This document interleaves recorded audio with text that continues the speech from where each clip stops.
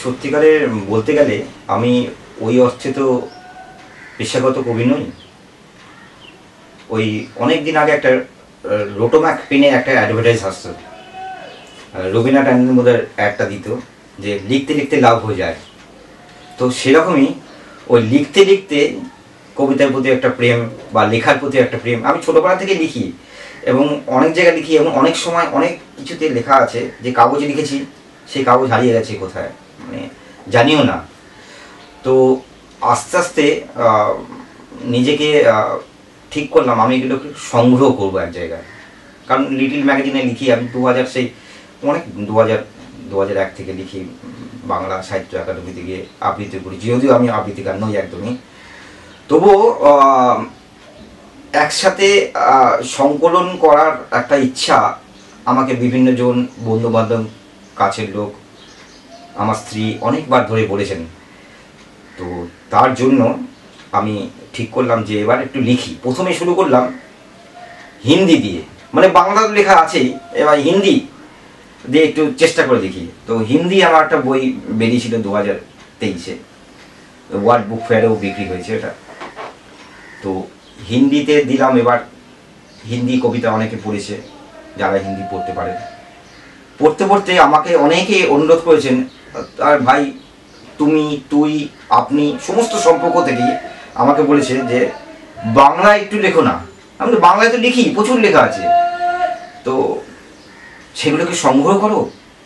তো সংগ্রহ করে কিছু কিছু নিয়ে আমি তাও খুব ভালো করে বেছে উঠতে পারিনি। এই 95-96টা কবিতা আছে এর মধ্যে।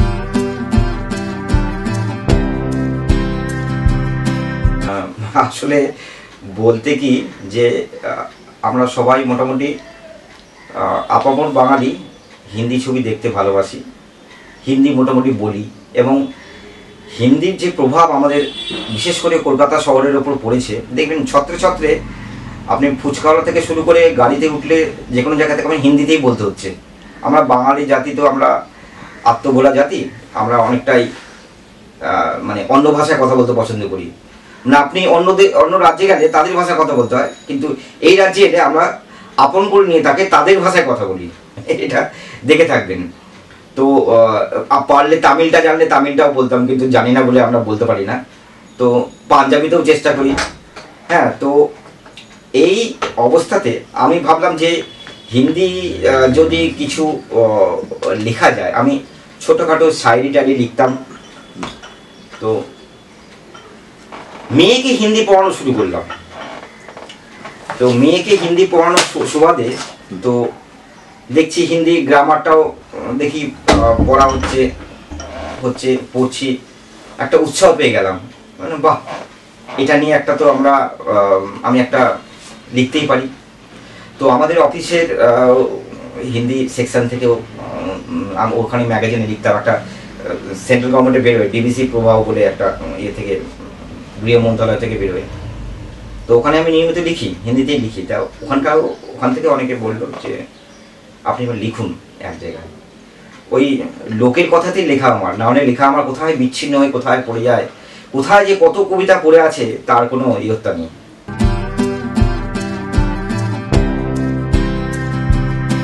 হে বঙ্গ ভান্ডারে তব বিবিধ রতন, মানে ওই রকম মতো আছে। ওইরকম আমি অত বড় কথা বলতে চাই না, কিন্তু ব্যাপারটা ভাবনাটা ওরকম। বিখ্যাত কবি যখন যেই কথা বলে যায় সেই কথাগুলো তো আমাদের মনের গভীরে থেকে যায়। তো আমরা উপলব্ধি তো করতে পারি, আমরা না বলি, কিন্তু মনের মধ্যে এই উপলব্ধিটা থেকেই যায়।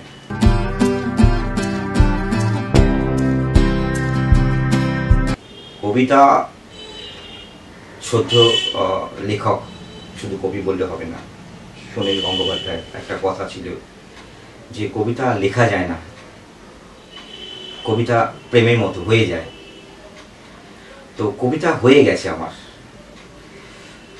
তো কবিতা লিখেও যে আমি খুব যে মানে আত্মতুষ্টি আমার, সেই জায়গাতেও পৌঁছইনি আমি।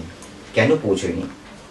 কারণ আমি যা লিখছি সেইটা কিছুটা সমাজকে ধরে, কিছুটা নিজের অভিজ্ঞতা, চারিদিকে অভিজ্ঞতা থেকে দেখে, তো সেই সবগুলোই কি পাঠকের মনে প্রভাব ফেলছে? মানে পাঠকের মনে কেন প্রভাব ফেলছে? এই যেমন আমি আমার এখানে বুক সেলফে আছে এই সদ্য আনন্দ পুরস্কার প্রাপ্ত বিখ্যাত লেখক সরঞ্জিৎ চক্রবর্তীর একটি কথা ওনার বইতে লেখা আছে যে কবিতা যত লোকে পড়ে লেখে তার থেকে লোক কম পড়ে, তার থেকে লোক কম বোঝে এবং তার থেকে বেশি লোক সেটা ব্যঙ্গ করে। সুতরাং কবিতা ভালোবাসবে এমন কত লোক আছে সেটা তো আমি খুঁজে বেড়াবো না, কিন্তু আমি নিজের আনন্দে লিখতে থাকি। ওটা আমার একটা বেঁচে থাকার একটা অন্যতম রসদ বলতে পারি।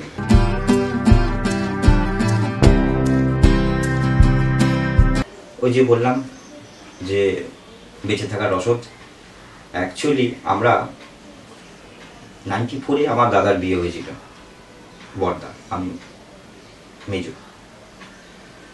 তো 31 বছর আছে অতিক্রান্ত, আমরা এখনো যৌথ পরিবার। তো দাদা চলে গেলেন 2021-এ মারণাত্মক রোগে। আর আমার ভাই সদ্য বিবাহিত হয়েছিলেন, IBM-এ কাজ করত। 2011-তে আমেরিকায় কার অ্যাক্সিডেন্টে মারা যান। বাবা মা জীবিত এখনো। তো তাদের 3 সন্তানের মধ্যে এক সন্তান হতে গিয়ে আমার নিজস্ব এক সন্তান, একটি সন্তান, একটি মেয়ে। এক সন্তানে একটু জ্বর হলেই শরীরটা কেমন আনচান করে, সেইখান থেকে 2 সন্তান চলে গিয়ে ওনারা যে কি কঠিন পরিস্থিতির মধ্যে দিয়ে বেঁচে আছেন সেটাও একটা অন্যতম আমার অনুপ্রেরণা। এই অবস্থাও মানুষ বেঁচে থাকতে পারে সুস্থভাবে, আমাদের সঙ্গে কথাবার্তা বলে, ঘুরতে যায়, সিনেমা, আমরা কোনো জায়গায় বাদ দিই না, আমরা সবাই একসাথে যাই। এই জন্য সবসময় 2টো গাড়ি লাগে বেড়াতে গেলেও। তো এটা একটা অন্যতম অনুপ্রেরণা। এছাড়া আমার স্ত্রী অনেকদিন থেকে বলে আছে, সবাই তো লেখা পড়ে না, ও বলে যে লেখো না, লেখো না, মন খারাপ থাকলে বলে তুমি যাও তো, তুমি লেখো গিয়ে এখন। মানে এটা একটা ঝগড়া বা অনুপ্রেরণা বলতে পারেন।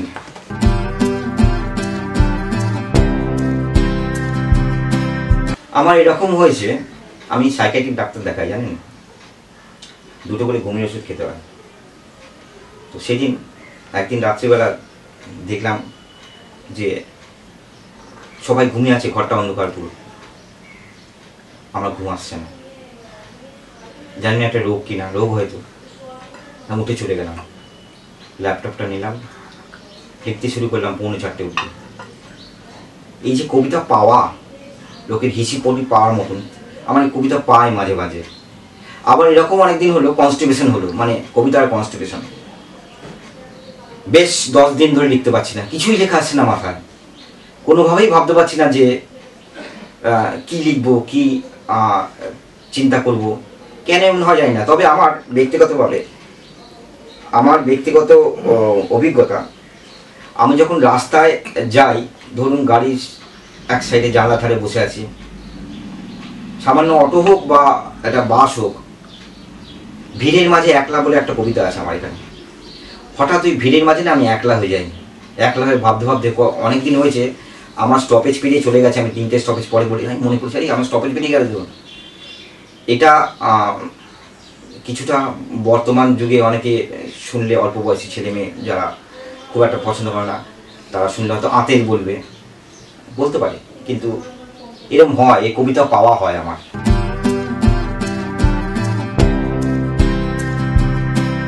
মনের কিছু কঠিন অভিজ্ঞতা আছে যেগুলো কিনা কলমে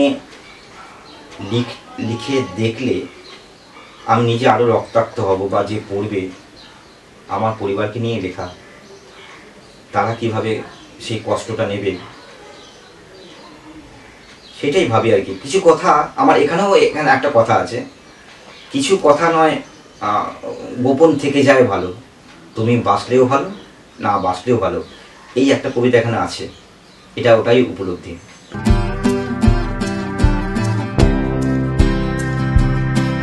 আত্মগোপন তো এরকম, আর রহস্যাবৃত হয়ে থাকা মানে হচ্ছে যে কখন কি লিখবো আমি নিজেই জানি না, আমি বললাম না যে কবিতা পায়, কবিতা পেতে হবে, মানে কবিতা না পেলে না আমি লিখতে পারি না। কিছু কিছু জিনিস আছে জীবনে, আমাদের জীবনে ঘটতে থাকে সবসময়, প্রতিনিয়ত বিভিন্ন ঘটনা ঘটতে থাকে, যেগুলো কিনা কোনো ব্যাখ্যা হয় না। ধরুন আজকে আপনি রাস্তায় বেরোলেন, আপনি ঠিক করলেন যে আপনি 1 ঘন্টার মধ্যে পৌঁছবেন, কিন্তু আপনার রাস্তায় তো আপনি দেখতে পাচ্ছেন না রাস্তার কি অবস্থা।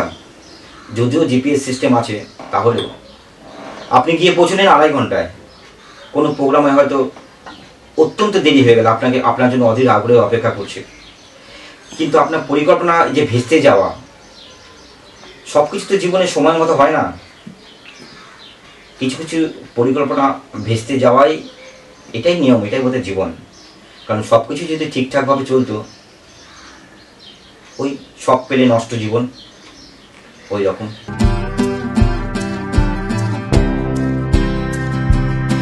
আমাকে আমার লেখা যারা যারা পড়ে কিছুটা তো বলে যে আমি নাকি দুঃখ বিলাসী, কিন্তু আচ্ছা বলুন তো একটা জিনিস, যে আনন্দ বা দুঃখ এই দুটোর মধ্যে কোনটি বেশি দীর্ঘস্থায়ী? অবশ্যই দুঃখ। কেন?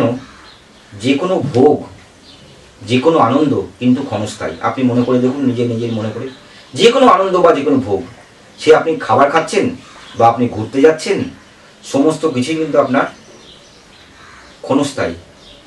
কিন্তু যে দুঃখের স্মৃতি নিয়ে আপনি চলছেন সেটা কিন্তু দীর্ঘস্থায়ী। এই যে আমার 2 ভাই মারা গেছেন, এই দীর্ঘস্থায়ী ভোগ কি বলতে পেরেছি? আমি পারিনি। কিন্তু এই পুজোর সময় যে বিরিয়ানিটা খেয়েছিলাম তার স্বাদ ভুলে গেছে, আবার নতুন বিরিয়ানি খাবো।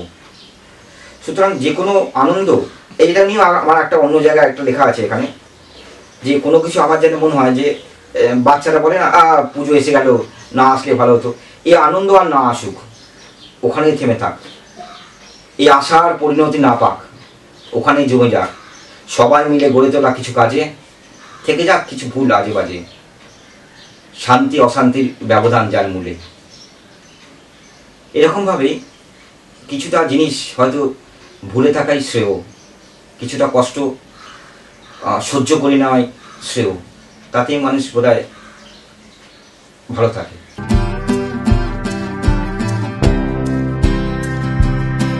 দুঃখ দেখানো মানে সেই রামকৃষ্ণদেব বলেছিলেন যে মোক্ষ লাভ আমাদের জীবনের উদ্দেশ্য। তার মানে কি তিনি সবাইকে মরতে বলছেন? না, আমি উদ্দেশ্য এটাই, শেষ লক্ষ্য ওটাই, উদ্দেশ্য না, শেষ লক্ষ্য। কিন্তু তাহলে কি জীবনটা বাঁচবো না? জীবনটা বাঁচবো। আমার এই লেখার মধ্যে কতগুলো জিনিস পাবেন, যেমন কাউন্সিলিং পাবেন, একটা লেখা ছিল অন্য জায়গায় লেখা আছে, ওই একটা ভিখারিকে নিয়ে লেখা, কাউন্সিলিং পাবেন। এই যে কাউন্সিলিং, এই অনেক ছেলে মেয়ে একসাথে জড়ো হয়, ডাক্তার হয়, অনেক নাম যশ, অনেক ভিজিট, তার এম করতে করতে সেই ডাক্তারও আস্তে আস্তে জনসেবায় যায়, সে ভুলে যায় মানুষের প্রতি কী কর্তব্য। তো এগুলো তো সমাজের প্রতি একটা বার্তা। তো আনন্দের কবিতা বেরোয়, অ্যাকচুয়ালি আনন্দ আসে। আনন্দ কখন আসে? আনন্দ আসে মানুষের জীবনের একটা কোনো খবর বা পরিবর্তন, এমন ধরনের কিছু এলে অবশ্যই আসে। আবার দুঃখ কিন্তু ওই খবর বা পরিবর্তনের জন্যও আসে, মিলিয়ে দেখুন। সুতরাং যে আনন্দ আর দুঃখ এই দুটো একটা পরিপূরক। আমি চেষ্টা করি, ওই আমার এত মানে কতগুলো ব্যথা পেয়েছি, তার মধ্যে দুঃখটাই যেন আমার দিকে চলে যায়। তবে আনন্দের লেখাও আমি লিখি, খুঁজলে, পাঠক খুঁজলে অবশ্যই পাবেন। তবে যে বললাম, যে কোনো আনন্দ, যে কোনো ভোগ, যে কোনো আরাম সব ক্ষণস্থায়ী, কিন্তু আপনার জীবনে দুঃখ কিন্তু দীর্ঘস্থায়ী। মানে স্মৃতি কিন্তু সততই বেদনাময়, আমরা এটাই জানি।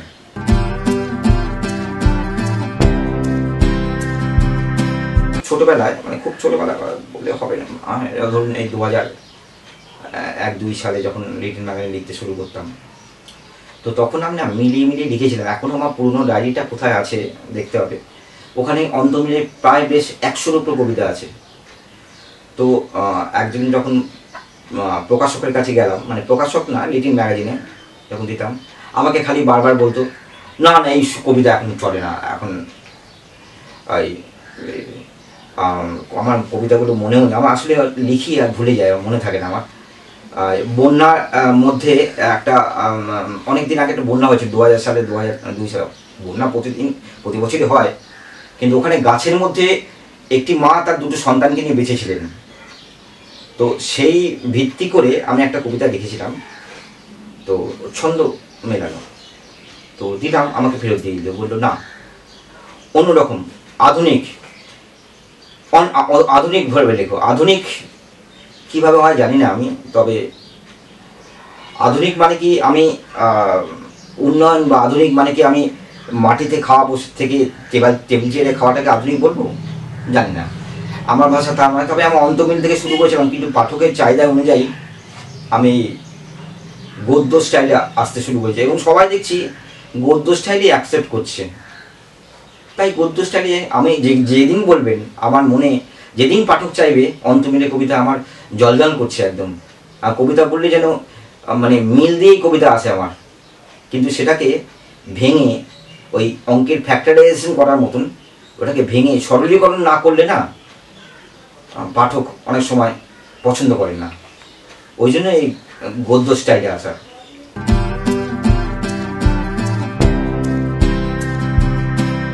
আমি বিভিন্ন মনীষীদের কথা, বিভিন্ন ব্যক্তিদের কথা, বিভিন্ন মহান ব্যক্তিবর্গের কথা আমি মাথায় রাখি, এবং সেই কোটেশনগুলো কখনো ভুলি না, কথাগুলো ভুলি না। কীরকম, আমি ছোটোবেলায় শুনেছিলাম, আমার মায়ের ছোটোবেলায় মা একটা প্রোগ্রাম দেখতে গেছিলেন, হেমন্ত মুখোপাধ্যায়। তো ওনাকে প্রোগ্রামটা হওয়ার পর সাক্ষাৎকার নিয়েছিল, বলেছিল জানেন এই যে আপনি যে আপনার এত হাততালি পান, আনন্দ লাগে না?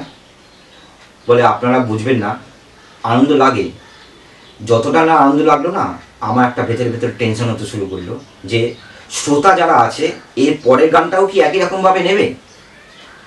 ঠিক সেই রকমভাবে না আমাকে দায়িত্ববান তো করেই তোলে, পরে আবার ভাবি যে পাঠককে কি আবার আনন্দ দিতে পারবো না, পাঠক আর বলবে না এই ফুরিয়ে গেছেন ইনি, এনার আর লেখা পছন্দ হচ্ছে না। সুতরাং আরও উন্নতি করার জন্য প্রচেষ্টা আমার কিন্তু নিরন্তর মনের ভেতরে চলতে থাকে।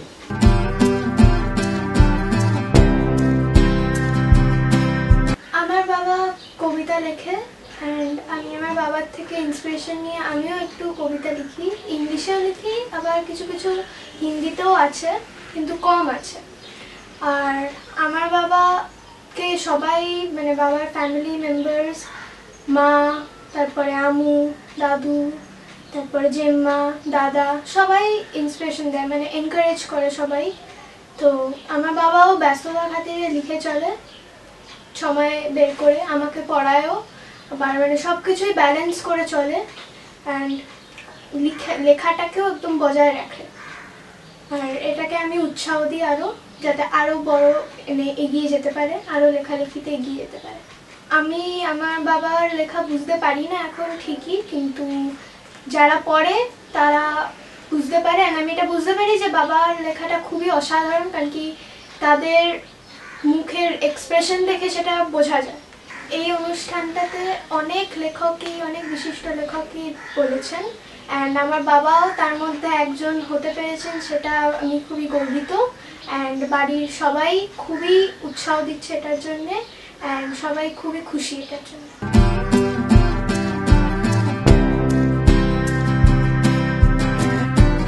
হারিয়ে যাওয়া, হারিয়ে গেছে শিশির ভেজা সে সকাল, রোদ্দুরে ঝলমল করা সোনালি কাল। হারিয়ে গেছে সেই পথগুলো যেখানে রেখে এসেছিলাম জড়ো করা মনগুলো। হারিয়ে গেছে সেই পথ যেখানে রয়ে গেছে স্মৃতির রথ। হারিয়ে গেছে কিছু মুখ, কিছু হাত, সময় গুনছে অবিরাম পলাতক রাত। বৃষ্টি ভেজা জানালার ধারে একলা মন বসে থাকে, ডাকে আবারও তারে। আমি আকাশের বুকে ছবি এঁকেছি, পরে যে ছবি মুছেও ফেলেছি। যা কিছু অনন্ত নয় সেই সব কিছুই মায়াময়। সত্যিই কি সব হারিয়ে যায়, নাকি হৃদয়ের গভীরে থেকে যায় না কিছু শুধুই ভাবায়। তবুও মনে রয়ে যায় সেই টান, হারিয়ে যাওয়া কখনো হয় না অবসান।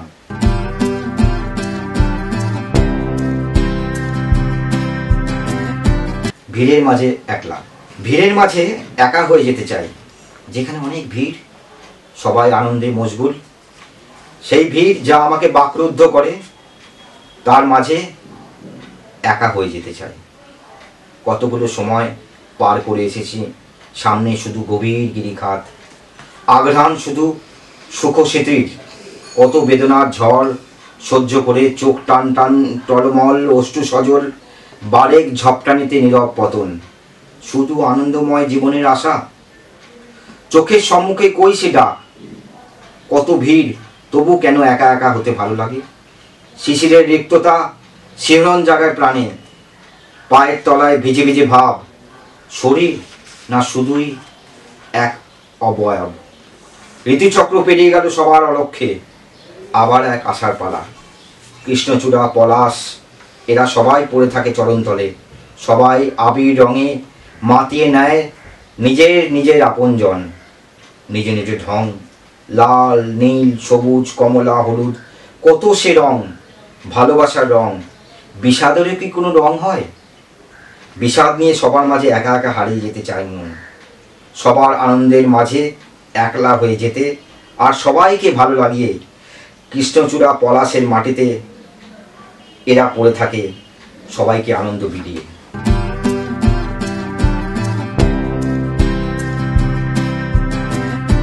যখন তোমার সময় হয় তখন তুমি এসো, যখন তোমার সময় হয় তখন তুমি এসো, যখন তোমার মন হয় তখন না হয় ভালোবেসো।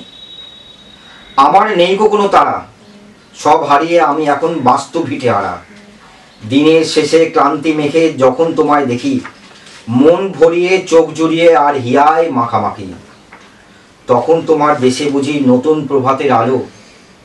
ভাবি বসে পারবে কি আগে আমায় আগের মতো আর বাঁচতে ভালো। হয়তো গেছো ভুলে আমিও যে ছিলাম তোমার খেলার সাথী, বছর পেরিয়ে এখনো যে আছি তোমার এই মহারথী। বিদগ্ধ মন প্রতীক্ষা করে কেটে যায় সময়, ভিতর ভিতর কেমন যেন সব জ্বালা ধরায়। কালের কাছে হেরেছি আমি, নয়তো তুমি, তবুও যদি সময় থাকতে বলতে, হয়তো তোমায় ছাড়তে হতো না ভূমি।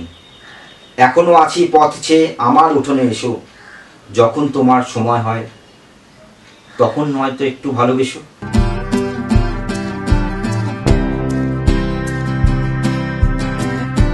এই জীবন, এগোবার পথ নেই আর, এবার শুধু পিছোবার পালা।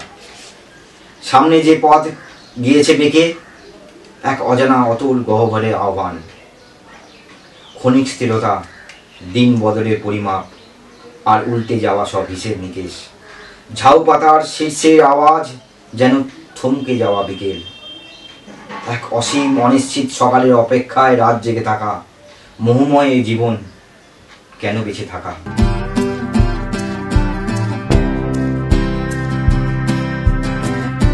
আমি শ্বেতকেতু নই, আমার সামনে চলে গেছে একের পর এক ঋতু, যেমন চলেছে চলতে দিয়েছি আমি।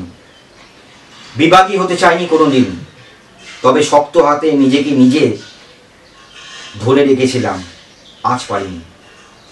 ঝরা পাতা ঝরে গেছে, নদী বাঁক খেয়ে ঘুরে গেছে, সবাই গেছে চলে যে যার সুবিধা মতো, শুধু আমি পড়ে আছি আমার নিজের নিয়ন্ত্রণে।